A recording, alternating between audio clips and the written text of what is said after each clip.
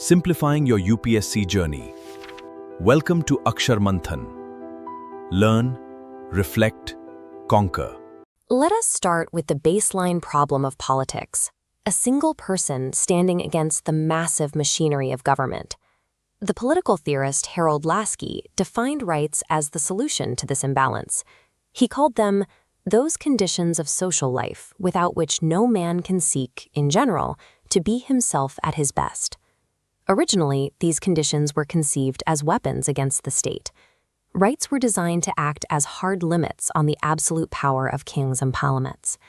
But a claim against the state requires the state's own legal institutions, its courts, its police, its bureaucracy, to actually enforce it.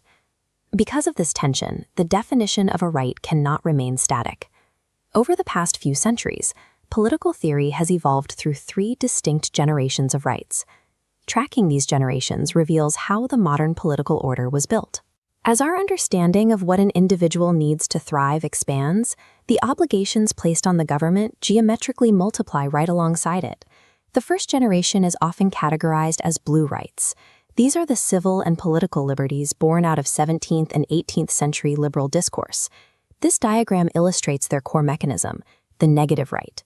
A negative right simply dictates a strict sphere of freedom, like speech or religion, that the state is forbidden to enter.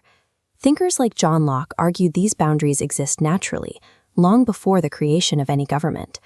To Locke, the rights to life, liberty, and property stem from a teleological baseline of human nature. Jeremy Bentham aggressively rejected that idea. He dismissed natural rights as nonsense upon stilts. To Bentham, rights do not fall from the sky. They are entirely creatures of law.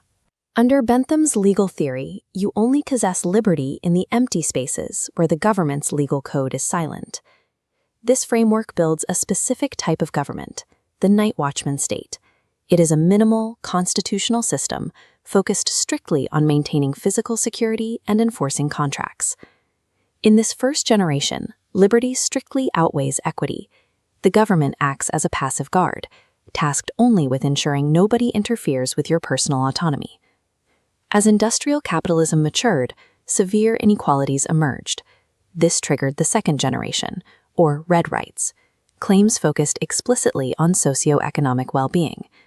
We move from negative restrictions to positive obligations. As this reverse diagram shows, positive rights require the state to step in and actively provide essential resources to its citizens, like education, healthcare, and a guaranteed wage. This generation was heavily influenced by the Marxist critique, which argued that first-generation civil liberties were merely bourgeois concepts. Freedom of contract masks systemic exploitation if the worker is starving. From a Marxist perspective, a society must secure economic rights for the working class before political rights, like voting, can have any actual utility. Harold Laski translated this demand into the social democratic perspective. Laski argued that a citizen's rights are permanently entangled with their societal duties. The state provides you with the conditions to realize your best self, obligating you to contribute back to the community. This creates the blueprint for the modern welfare state.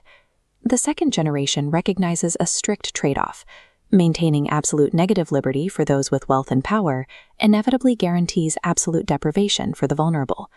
The mid-20th century introduced the third generation, or green rights. These are collective developmental rights, governing issues like self-determination, peace, and environmental protection.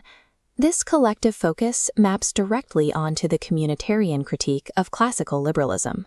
Communitarians reject the idea of an atomistic individual, a theoretical person existing in a vacuum, stripped of all social context. Instead, they argue for the embedded self.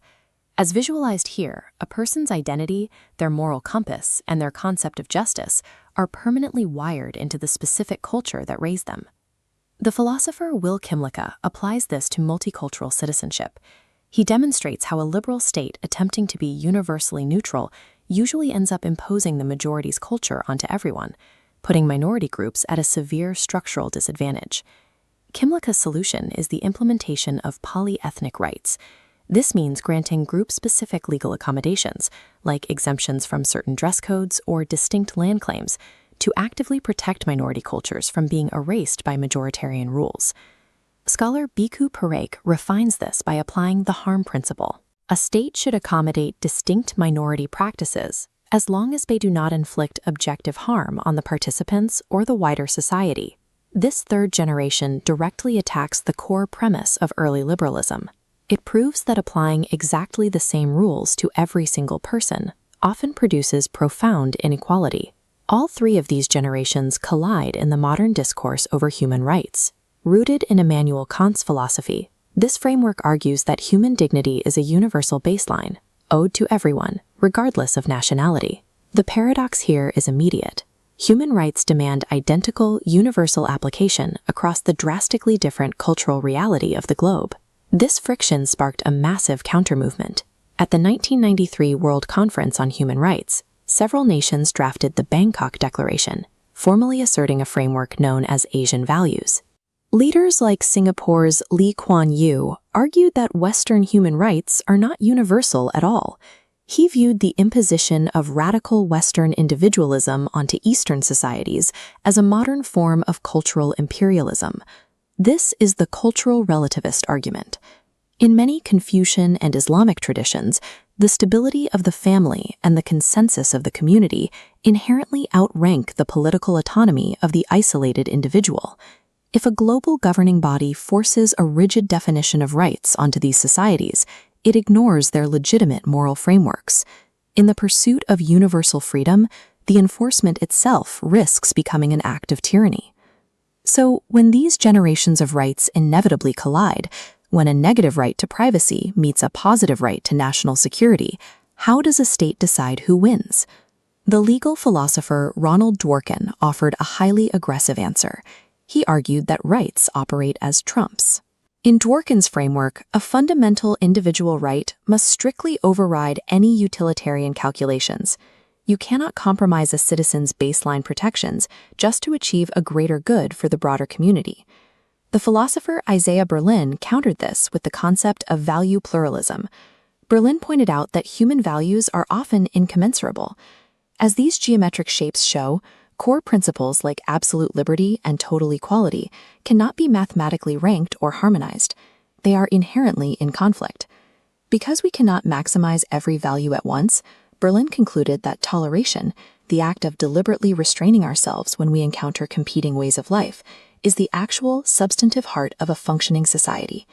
Rights are not mathematical absolutes handed down by nature, nor are they solved by a single theory. They require continuous, brutal negotiation.